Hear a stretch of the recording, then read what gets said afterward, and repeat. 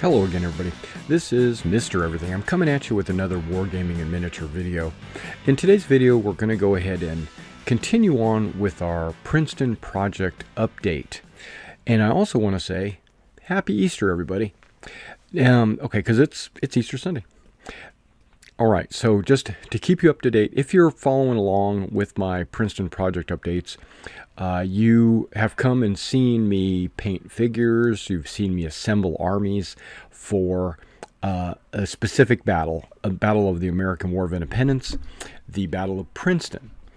And I took my figures from the Freeman's Farm battle that I had painted years ago, and I had updated them. I had rebased them, and then I have added some figures and added some units and things like that to my collection to build up a larger army on both sides, the British and the Continentals.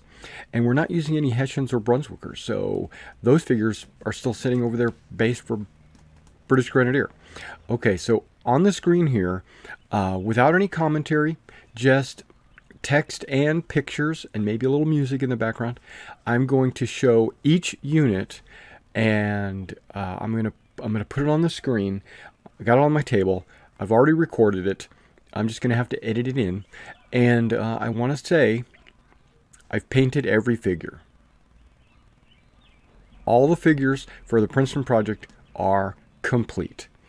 The wagons, the cannons, all the infantry, the dismounted dragoons, the mounted dragoons, the generals, the buildings, the trees, everything, the table, the bridge, everything is finished. The only thing that needs to be done, and there are like some really minor things that need to be done, might be time consuming, but they're super minor. I have to make what I do, and you don't have to do this, but I do it to make my life easier when I'm playing a game, is I make little labels that I put on the back of the units to identify what unit it is and what its capabilities are. I put a little stat line on the little label that goes on the back of the command stand of the base. I still have to make those. And I have to finalize the scenario rules. Because I like a little structure in my scenarios. I don't want it to just be, hey, let's do it this way. No, I want to have like, this unit comes in on this turn, this unit deploys in this area. This is, if you capture this is what happens. I got to set all that up, and that shouldn't take me a couple hours maybe. So as far as I'm concerned, even though there's a little bit of tweaking here and there, I think that my Princeton project is complete.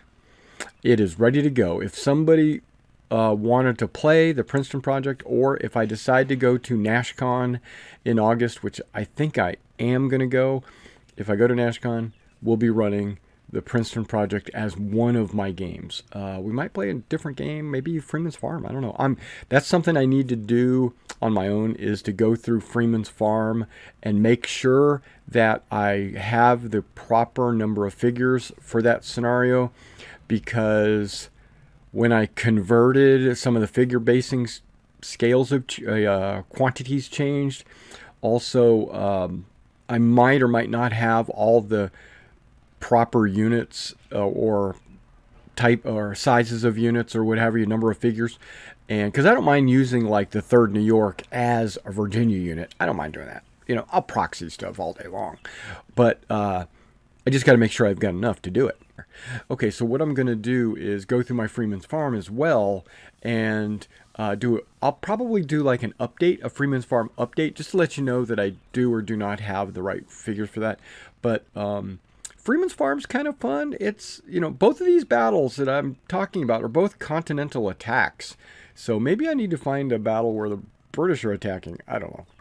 As an announcement, I'm probably going to make another video as an actual honest-to-goodness announcement.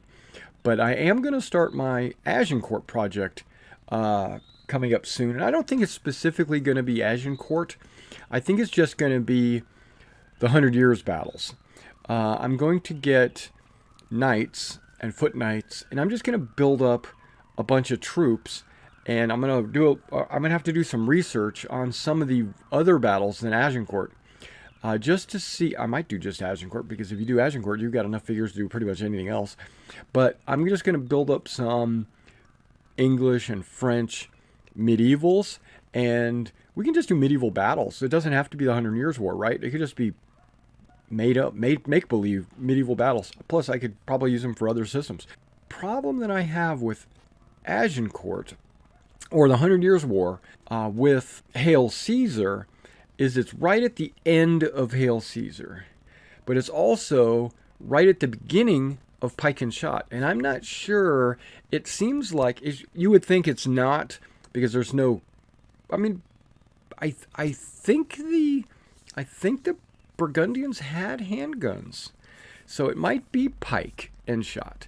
But the 100 Years Battle figure line is listed under Hail Caesar.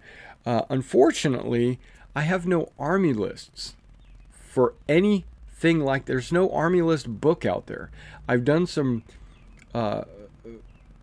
reading or looking for army lists for that period. I'm not finding it anywhere, so I'm pretty much gonna have to make it myself, and that's part of the fun of the project.